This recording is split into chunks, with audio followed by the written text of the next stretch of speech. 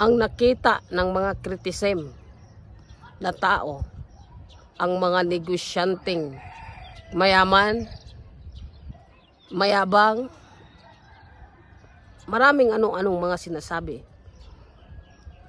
Hindi nila iniisip na kung ano ang pinagdaanan ng isang negosyante nung nakarating siya dyan.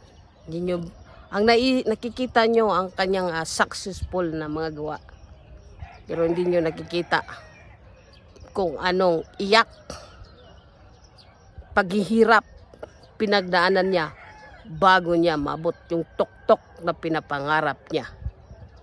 Tapos, ganun pa ang sasabihin ng mga taong nasa laylayan.